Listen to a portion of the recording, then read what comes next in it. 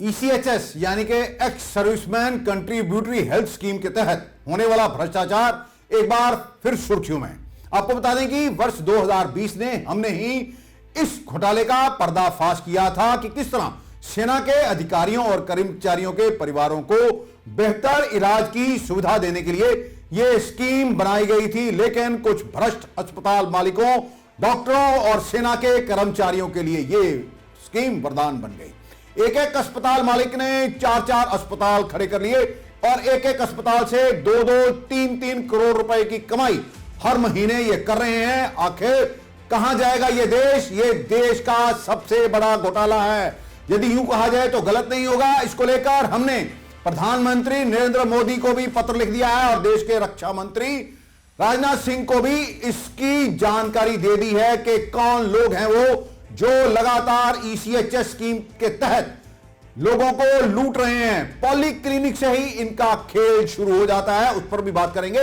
लेकिन सबसे पहले यह बताएं आपको कि आखिरकार एक बार फिर यह घोटाला ईसीएचएस ये सुर्खियों में क्यों है। बुलंदशहर 80,000 रुपए रिश्वत लेते ईसीएचएस क्लिनिक का प्रभारी रंगे हाथों गिरफ्तार किया गया है। गाजियाबाद सीबीआई ने वीरवार को बुलंदशहर में छापा मारा और यहां से ex serviceman contributory health scheme polyclinic Bulandshahr officer incharge retired colonel Ashok Sharma को 80,000 रुपए की रिश्वत लेते रंगे हाथों गिरफ्तार किया गया। जी हां, पॉलीक्लिनिक का ये अधिकारी देखिए रिटायर्ड कर्नल किस तरह रिश्वत ले रहा है और ये भ्रष्टाचार सेना में जो फैला है ये देश की सुरक्षा के लिए खतरनाक हो सकता है।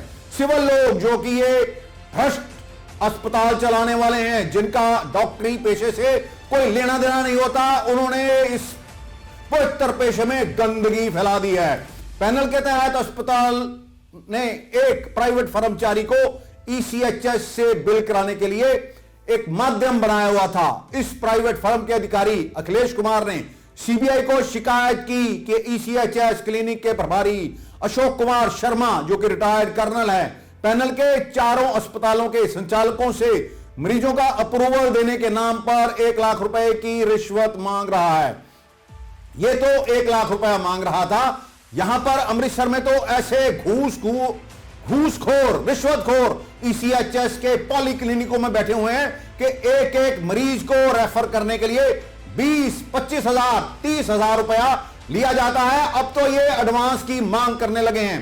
तनख्वाह वेतन तो इनका होता है 80,000 या 1 लाख रुपए और हर महीने लाखों रुपए की ये रिश्वत का पैसा बना रहे हैं। ये एक बहुत बड़ा षड्यंत्र है। यह भी सच है कि बिल पास करने के बदले में बड़े अधिकारियों को कमीशन दी जाती है और इन्होंने अपने दलाल भी रखे हुए हैं। और बुलंदशहर गाजियाबाद में यह जो मामला सामने आया, सीबीआई के पास जब शिकायत पहुंचती है तो शिकायत में तमाम तथ्य सही पाए जाते हैं और आरोपी को रंगे हाथों पकड़ने के लिए एक पूरी योजना तैयार कर ली जाती है।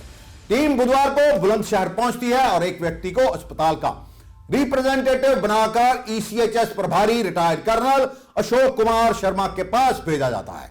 उससे भी यह अशोक शर्मा 1 लाख रुपए प्रति माह की मांग करता है और सौदा तय हो जाता है 80,000 रुपए में। जैसे ही यह पैसे लेता है, सीबीआई की टीम अशोक कुमार को रंगे हाथों गिरफ्तार कर लेती है और इसके खिलाफ मामला दर्ज करके सीबीआई ने इसे गाजियाबाद कोर्ट में पेश किया है। अब ईसीएचएस सैनिकों, पूर्व सैनिकों और उनके परिजनों को सेहत सुविधाएं उपलब्ध कराती है। सभी जनपदों में ईसीएचएस के पैनल पर कुछ अस्पताल होते हैं। इन अस्पतालों में मरीजों को पहुंचाने पर ईसीएचएस क्लिनिक प्रभारी से अप्रूवल लिया जाता है। इसी अप्रूवल को देने के नाम पर ईसीएचएस प्रभारी अशोक कुमार शर्मा प्रतिमाह 1 लाख रुपए की रिश्वत की मांग कर रहा था। हम तो कहेंगे यदि ये अमृतसर में पकड़े जाते तो एक एक पॉलीक्लिनिक का डॉक्टर जो हर रोज करीब करीब 20 से 30 मरीजों को रेफर करते हैं, 5-5, 7-7 लाख रुपए की रिश्वत हर रोज ले रहे हैं। और यह भी पता चला कि बुधवार को सीबीआई की कार्रवाई को पूरी तरह से गोपनीय रखा गया था। गाजियाबाद में पैनल के सभी अस्पतालों से भी संपर्क किया गया और कार्रवाई के दौरान किसी को भी ईसीएचएस क्लिनिक नहीं जाने दिया गया। बुधवार को पैनल के किसी भी अस्पताल का कर्मचारी या संबंधित प्राइवेट फर्म का जो है कर्मचारी क्लिनिक पर नहीं पहुंचा था। बुलंदशहर में रिश्वत लेते हुए रंगे हाथ पकड़े गए ईसीएचएस के ये अधिकारी। इसके ग्रेटर नोएडा में जो सेक्टर है वहां पर उसका घर है, वहां पर भी सीबीआई की टीम पहुंची थी, जहां से सीबीआई को महत्वपूर्ण दस्तावेज मिले हैं। अब आपको बताएंगे कि ईसीएचएस घोटाले का पर्दाफाश अमृतसर में हमने ही किया था। यह मामला 2020 में सामने आया था, जब विश्व भर में कोरोना चल रहा था, हर तरफ लॉकडाउन था और अस्पतालों की तो मौज थी। किस तरह इन्होंने मरीजों को भर्ती किए बिना ही उनके नाम पर लाखों रुपए, करोड़ों रुपए के बिल बना दिए और पास होने के लिए भेज दिए।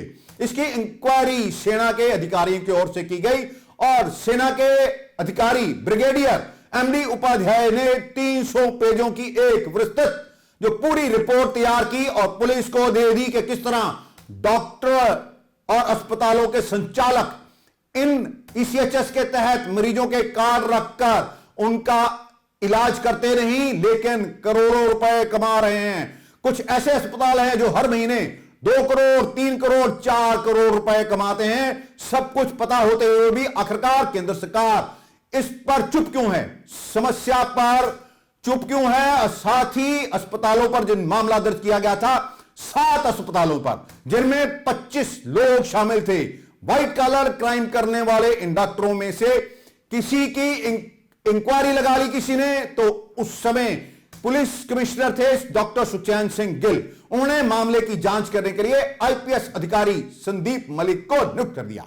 जिन अस्पतालों के खिलाफ मामला दर्ज किया गया था उनमें वर्मा अस्पताल, जिसका मालिक के गौतम वर्मा है और बीएएमएस का डॉक्टर है। आखिरकार उसके पास इतने मरीज क्यों आते थे, कैसे आते थे, उसके पीछे कौन था, इसका भी अभी तक पता नहीं चला, जबकि हमने इसकी जानकारी पहले भी अधिकारियों को दे दी थी। सुरेंद्र गुप्ता, डॉक्टर गुप्ता अस्पताल के मालिक, जो मदान अस्पताल के मालिक डॉक्टर राकेश मदान, आकाशदीप अस्पताल के doctor Ashish Kumar, Gupta multi speciality अस्पताल के doctor Sachin Gupta, doctor Manish Chande, doctor Sushil Mahindru, doctor Parminder Singh, doctor Inderveer, doctor Gurpreet, Fatehgarh Churian पर स्थित एक अस्पताल का मालिक प्रवीण कुमार और कुछ लोगों पर भी मामला दर्ज हुआ था और धारा लगाई गई थी 420, 465, 467, 468, 471, 120B। कुछ लोगों को गिरफ्तार भी किया गया, लेकिन अधिकतर भूमिगत हो गए और बाद में जमानतों पर छूट गए। जीवन ज्योत अस्पताल, जो कि फतेहगढ़ चूड़िया रोड पर स्थित है, उसके खिलाफ भी मामला दर्ज किया गया था। आखिरकार इन्होंने जमानतें कैसे ले ली? ये तो देश के साथ सरासर गद्दारी है। जिन लोगों को सजा मिलनी चाहिए थी वह खुलेआम घूम रहे हैं और फिर से ईसीएचएस के तहत मरीजों का इलाज भी कर रहे हैं और लूट खसूट रहे हैं। हमारी जानकारी के मुताबिक संदीप मलिक जो आईपीएस अधिकारी हैं, उनकी ओर से जो की गई इंक्वायरी थी, बहुत से डॉक्टरों को क्लीन चिट दे दी गई। इसकी शिकायत शहीद भगत सिंह यूथ फ्रंट के गुरमीत सिंह बबलू की ओर से भी की गई थी और संदीप मलिक की रिपोर्ट जो इंक्वायरी की गई थी, उसकी रिपोर्ट को सार्वजनिक करने की मांग भी की गई थी। अब गुरमीत सिंह की ओर से इसकी शिकायत पंजाब के डीजीपी से भी कर दी गई है और साथ ही हाईकोर्ट में भी उन्होंने एक याचिका दायर कर दी है कि इन भ्रष्ट जो है अस्पताल संचालकों को छोड़ा ना जाए, क्योंकि इन्होंने देश की सेना का पैसा खाया है, जो कि देश के साथ बहुत बड़ी गद्दारी है। हम आपको दिखाते हैं अब वो चिट्ठी जो साबका सैनिक संघर्ष कमेटी की ओर से उस समय के police commissioner doctor Sukhchain Singh Gill को लिखी गई थी, जिसमें उन्होंने स्पष्ट लिखा है कि हम पिछले 12 सालों से सेना में चल रहे भ्रष्टाचार के खिलाफ और जवानों को उनके हक दिलाने के लिए संघर्ष कर रहे हैं। कमेटी की ओर से कई स्थानों पर प्रदर्शन किए जा चुके हैं। वे लिखते हैं कि श्रीमान जी, ईसीएचएस में चल रहे करोड़ों अरबों रुपए के भ्रष्टाचार की जांच करवाने के लिए हम माननीय राष्ट्रपति, माननीय प्रधानमंत्री और रक्षा मंत्री को भी मांग पत्र सौंप चुके हैं। सेंट्रल विजिलेंस कमीशन को भी इसकी शिकायत की जा चुकी है और सीबीआई से भी इस भ्रष्टाचार की जांच करने की मांग कर चुके हैं। एक बार फिर से साबका सैनिक संघर्ष कमेटी के जो पदाधिकारी हैं, उन्हें एक किरण जो है उन्हें दिखी है, क्योंकि पहले वे शिकायतें कर करके थक गए, हुआ कुछ नहीं। अब सीबीआई ने जब बुलंदशहर गाजियाबाद में एक अफसर को पकड़ा है, तो उन्हें लगता है कि अब मामला सीबीआई और ईडी के पास जा सकता है। यदि यह जांच ईडी और सीबीआई के पास चली जाए तो देश के सबसे बड़े भ्रष्टाचार का खुलासा हो सकता है। आगे साबका सैनिक संघर्ष कमेटी वाले क्या लिखते हैं कि इस भ्रष्टाचार को दबाने की कोशिश की जाती रही। हमने शिकायत प्रधानमंत्री, रक्षा मंत्री से की। अब कुछ अस्पतालों और डॉक्टरों और कुछ दलालों पर एफआईआर करके मामले को दबाने की कोशिश की जा रही है। यह एफआईआर 184 नंबर जो दर्ज हुई थी 2 अक्टूबर 2020 को अमृतसर के पुलिस थाने में, इसका दायरा बढ़ाने की मांग उन्होंने की थी और कहा था पूरे देश में इसकी जांच होनी चाहिए। वे लिखते हैं कि ईसीएचएस के तहत किए गए इलाज के दौरान 57%, 97% से ज्यादा बिल गलत बनाकर पास करवाए जाते हैं। जैसे कि पित्ते की पथरी का ऑपरेशन अगर प्राइवेट अस्पताल में कराया जाता है तो यह ऑपरेशन 30, 40 या 50 हजार में ही हो जाता है, लेकिन ईसीएचएस के मरीजों का बिल यह पित्ते की पथरी का 2 से 3 लाख रुपए में बनाया जाता है। इसी तरह दूसरी बीमारियों के बिल भी बहुत मोटे बनाए जाते हैं और जमकर भ्रष्टाचार हो रहा है। मरीज भर्ती ही नहीं होते, उन्हें कोई बीमारी नहीं होती और ये अस्पताल के मालिक उसके खातिरदारी उनकी करते हैं और बिल बनाकर पास होने के लिए भेज दिए जाते हैं। हम आपको यह भी बता दें, ये भ्रष्टाचार एक पूरा ऑर्गेनाइज तरीके से किया जाता है। पॉलीक्लिनिक से किस तरह मरीजों को उन अस्पतालों में रेफर किया जाता है जो अस्पताल पॉलीक्लिनिक में काम करने वाले डॉक्टरों और अधिकारियों को हर महीने हर मरीज का पैसा देते हैं। हर दिन इनका पैसा लिया जाता है। एक मरीज को रेफर करने का 25 से 30 हजार रुपया लिया जाता है। यहां पर बहुत से ऐसे दलाल भी घूम रहे हैं जिनके पास बड़ी बड़ी गाड़ियां, आलीशान घर। अस्पताल मालिकों की तो बात ही छोड़ दीजिए, उन्होंने तो कई कई एकड़ जमीन खरीद ली। उनके पास इतना पैसा है कि वह किसी को भी खरीद सकते हैं। कई अफसर उनके घर का पानी भरते हैं, अगर यूं कहा जाए तो गलत नहीं होगा। हम चाहते हैं कि कुछ ऐसे डॉक्टर भी हैं जो ईमानदार हैं, इस प्रोफेशन को बचाना चाहते हैं। वे चाहते हैं कि भ्रष्टाचार का खेल खत्म होना चाहिए और यह भी कहते हैं कि अगर ईसीएचएस स्कीम बंद हो जाए या इस पे जो चल रहा भ्रष्टाचार खत्म हो जाए तो 60 से 70% अस्पताल बंद हो जाएंगे। क्योंकि बहुत से अस्पताल चल ही इसलिए रहे हैं क्योंकि वहां पर ईसीएचएस के तहत मरीजों का इलाज कर मोटा पैसा कमाया जा रहा है। एक एक अस्पताल 2-2, 3-3 करोड़ रुपए प्रति महीना कमा रहा है और किस तरह अपने काले धन को भी ये सफेद कर रहे हैं। बड़े बड़े होटल इन्होंने खरीद लिए, बड़ी बड़ी इमारतें बना ली, लेकिन सरकार जो है वो शायद सो रही है। जिस तरह सरकार ने, ईडी ने दूसरी पार्टियों के कुछ नेताओं पर कार्रवाई की है, हम तो अपील करेंगे प्रधानमंत्री नरेंद्र मोदी से कि ईडी और सीबीआई की संयुक्त टीमें बनाकर देश भर में ईसीएचएस के तहत जो घोटाला चल रहा है उसकी जांच होनी चाहिए। किस तरह मरीजों के कार्ड लिए जाते हैं और बाद में उन्हें भर्ती भी नहीं किया जाता, उन्हें बीमारी कोई नहीं होती और बिल बनाकर भेज दिए जाते हैं पास होने के लिए। कोरोना के दौरान किन किन अस्पतालों ने ईसीएचएस स्कीम का दुरुपयोग किया? ऐसे कितने अस्पताल थे जिस कोरोना के दौरान जिनकी ईसीएचएस के तहत स्कीम को बंद किया गया और बाद में इन्हें बहाल क्यों किया गया? इसकी विस्तृत जांच होनी चाहिए। अगर पॉलीक्लिनिक के डॉक्टरों पर ही हाथ डाल दिया जाए और पॉलीक्लिनिक में काम कर रहे कर्मचारियों पर ही हाथ डाल दिया जाए, इनके नार्को टेस्ट करवा लिए जाए, तो सबसे बड़ा जो भ्रष्टाचार का खेल है पूरे देश में चल रहा है वह फाश हो सकता है। सबसे बड़ा सवाल यह भी है, जो आदमी एक अस्पताल में ईसीएचएस के तहत घोटाला करते पकड़ा जाता है या फिर उस अस्पताल की स्कीम को बंद कर दिया जाता है, तो फिर वह दूसरा अस्पताल किस तरह खरीद लेता है और किस तरह ईसीएचएस का काम वहां पर करने लगता है।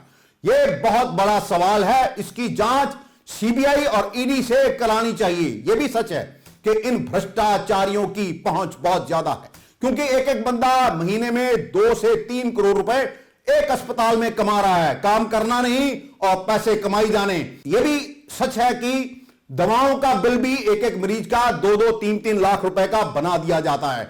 बहुत बड़ा यह स्कैम चल रहा है। सवाल यह है, जब ये पकड़े जाते हैं तो फिर इन्हें बचाने वालों की भी कोई कमी नहीं, क्योंकि इनके पास बहुत पैसा है। महंगे महंगे वकील, बड़े बड़े लोग, बड़े बड़े अफसर इन्हें बचाने में लग जाते हैं, क्योंकि इनके लिए किसी को 2, 4, 5, 10 करोड़ रुपए देना कोई बड़ी बात नहीं। सवाल यह भी है, यदि सरकार अग्निवीरों को 4 साल के लिए भर्ती कर सकती है, तो फिर वह अपने अस्पतालों में काम करने के लिए ठेके पर डॉक्टर क्यों नहीं रख सकती? हर जिले में मिलिट्री के अपने अस्पताल हैं, लेकिन इच्छा शक्ति की कहीं ना कहीं कमी है, या फिर कुछ भ्रष्ट जो कर्मचारी और अधिकारी हैं वह नहीं चाहते कि सरकारी अस्पतालों में इनका इलाज हो। इस हो रही लूट को रोकने के लिए कोई स्कीम बनाई जाए, वरना देश यूं ही लुटता रहेगा। एक बार फिर गुरमीत सिंह बबलू ने इसकी शिकायत पंजाब पुलिस के डीजीपी से कर दी है और आईपीएस अधिकारी संदीप मलिक की ओर से जो इंक्वायरी की गई थी उसको सार्वजनिक करने की मांग की है, क्योंकि अब ये भ्रष्ट लोग कोर्ट पहुंच गए हैं और खुद को बेकसूर साबित करने के लिए अपना कदम आगे बढ़ा रहे हैं। अब देखना यह है कि भ्रष्टाचार के खिलाफ चलाई जा रही जंग में जीत इन भ्रष्ट अस्पताल संचालकों की होती है या फिर ईमानदार ब्रिगेडियर एमडी उपाध्याय की, जिसने मेहनत करके इन भ्रष्टों के खिलाफ रिपोर्ट बनाई। हमने कुछ सेना के अधिकारियों से भी बात की, उनका कहना है कि हम कर क्या सकते हैं, हमने तो भ्रष्टाचारियों को पकड़ा, आगे काम पुलिस का था, अदालतों ने इन्हें सजा देनी थी, लेकिन दुख की बात है कि सारा तंत्र इन्हें बचाने में लग जाता है। सेना में ईमानदार अधिकारियों की कोई कमी नहीं, वह सभी इस मामले से वाकिफ हैं और कहते हैं कि यह खेल बंद होना चाहिए। जितना पैसा सरकार ईसीएचएस के तहत हर साल अस्पतालों को दे रही है, उससे तो कई एम्स खोले जा सकते हैं। वैसे भी ये काले धन को सफेद करने का तरीका बन गया है। इनको जितनी भी पेमेंट आती है ईसीएचएस के माध्यम से, वो एक नंबर में पूरी वाइट पेमेंट होती है और अपने काले धन को ये अपनी बड़ी बड़ी इमारतें बनाने में और बड़े बड़े अस्पताल बनाने में और अधिकारियों को रिश्वत देने में खर्च करते हैं। हम इसका भी खुलासा शीघ्र ही करेंगे। अब हम तैयारी कर रहे हैं, इस मामले को पहले हाई कोर्ट ले जाया जाए, एक जनहित याचिका डाली जाए। अगर बात ना बने तो फिर इस मामले को हम सुप्रीम कोर्ट तक भी ले जाएंगे। इसके लिए हम अपने कानूनी विशेषज्ञों से राय भी ले रहे हैं। हम आपको यहां बता दें कि ब्रिगेडियर एमडी उपाध्याय की शिकायत पर थाना कंट्रोलमेंट में ही जीवन ज्योत अस्पताल की संचालक रंजू नंदा को भी नामजद किया गया था। बाद में मामला ठंडे बस्ते में डाल दिया गया। किस तरह वहां पर सेहत विभाग की टीम जाती है, वहां पर जो मरीज होते हैं ईसीएचएस के तहत भर्ती किए गए होते हैं, लेकिन वहां पर इलाज करने वाला कोई डॉक्टर नहीं होता, फर्जी तरीके से उनका इलाज होता है। पूरी की पूरी रिपोर्ट इनके खिलाफ कार्रवाई करने के लिए सिविल सर्जन उस समय की डॉक्टर प्रभजीत कौर की ओर से लिख दिया जाता है, लेकिन इनके खिलाफ कोई कार्रवाई नहीं होती। यहां तक कि ईसीएचएस के तहत इनकी पेमेंट भी जारी कर दी जाती है, जो एक बहुत बड़ा फर्जीवाड़ा है। फैसला आपको करना है, हमने सारे तथ्य आपके सामने रख दिए हैं। इसकी जांच ईडी और सीबीआई को सौंप देनी चाहिए, वरना हमारा देश यूं ही लुटता रहेगा। हमें दे इजाजत। नमस्कार, धन्यवाद।